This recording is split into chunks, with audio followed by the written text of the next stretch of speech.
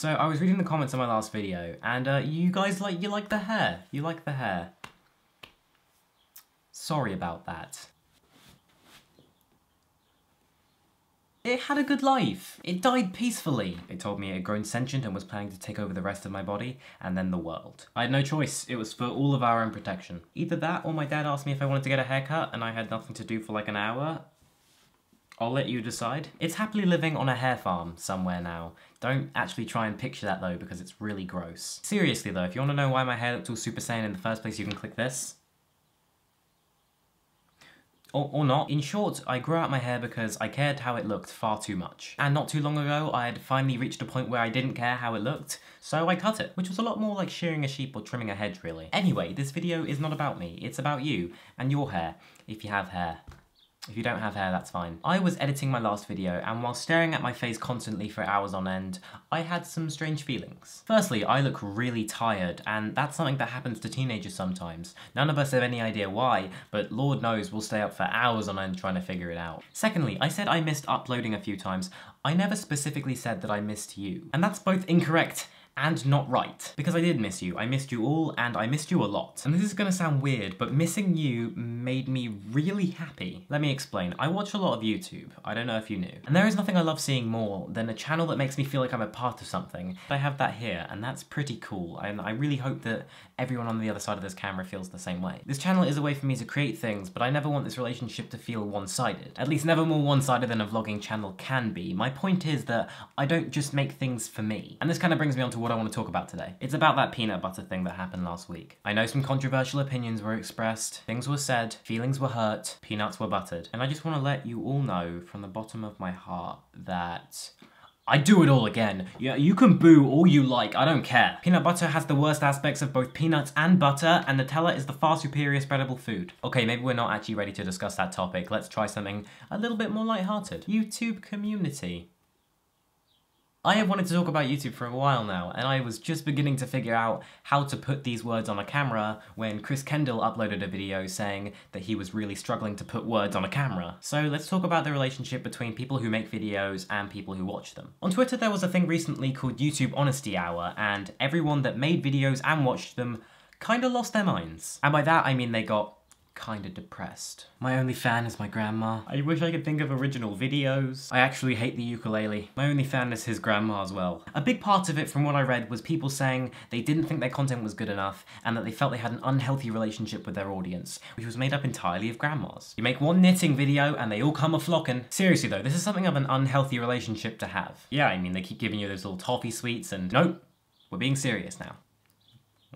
I think this is largely a two-sided problem. On one side we have larger YouTubers feeling a sense of conflict between the ideas that they have and the possible reactions from different audiences that will watch them. And yes, even your audience is not just a collection of people, but a collection of different audiences in themselves, especially when you're a larger YouTuber. Everyone is going to want to try new things, but when you have thousands of people telling you they want the old you back, it becomes kind of scary. You're at the top, and no one wants to slip because they've worked so hard to get there, but it's exhausting to keep up something that no longer appeals to you. They want the chirpy bubbly videos, give them those. They want weird comedy videos, give them those. They want to see a grown bearded man in a chicken costume sitting at a desk filing papers.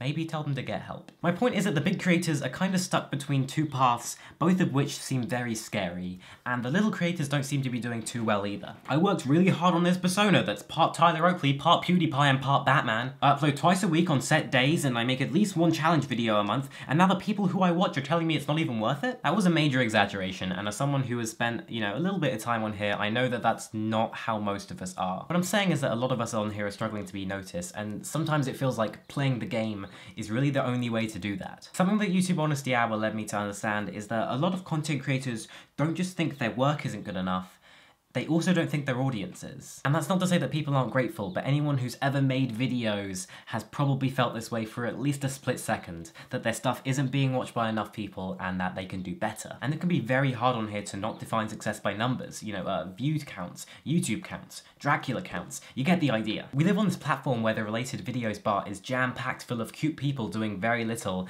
and having thousands of screaming people adore them and reward them for it. And it feels like we could just reach out and be popular if we just play played the game a little bit more. You know, talked about what's cool even if you don't care about it. You know, dress like this, talk like this, act like this. And you start to perceive your channel not for what it is, but for what it could be. And this is super unhealthy. Mega unhealthy. This is a bowl of deep fried gasoline. Those are the two parts of the issue that I've been noticing, at least on the creator side, and that doesn't even factor in other little things. If you have any more to add, please leave it in the comments. But I've been thinking a lot about moving forward, and while I wouldn't say that any of these ideas are original, I really feel like they need to be said by as many people as possible. The person you are on YouTube should come naturally to you. Who you are on camera and who you are in person is not always going to be the exact same person, that's a given. But when those two start to collide and start to cause conflict, then you know you've got a problem. I also want to say here that who you are on camera should evolve the way a normal person would. You're projecting an extension of yourself, and that needs to be an honest one. Anyone that doesn't want that can watch your old videos on repeat, since they're probably not interested in who you really are. We really need to stop thinking about everything that our channel isn't. It's great to have goals, but becoming fixated on all of your flaws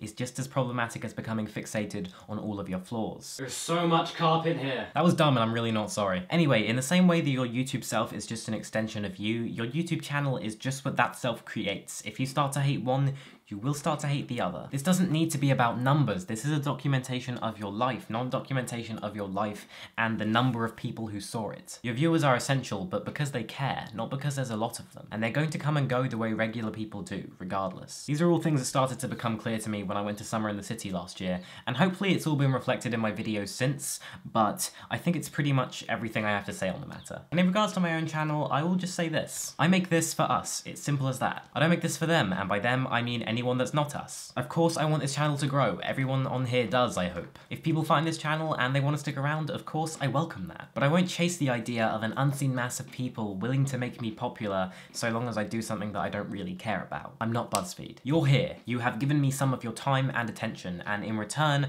I'll consider you when I make something. You know, you're a part of this. I'm also a part of this, and since I'm the part of this that has to actually make the thing, I'm gonna have final say on what goes up here. I hope that's okay, and I trust you to tell me when I'm being a douche. This is not a place where I'm addressing the people watching whilst constantly thinking about the people who aren't. I make this for us, and if this channel does grow, it'll be because of that, and if it doesn't, well, it never really needed to in the first place. Something that blew my mind recently was someone left me a comment saying that my channel had, you know, directly influenced them to start their own. And as someone who was in that exact same position over a year ago, knowing that I had made that connection was really, really cool. I know the positive difference that something like this can have. So I really hope this helps, or at least adds another voice to the conversation. I encourage you to talk about whatever you want wherever the comments are. And I am Sam, that was some stuff. I will see you next time.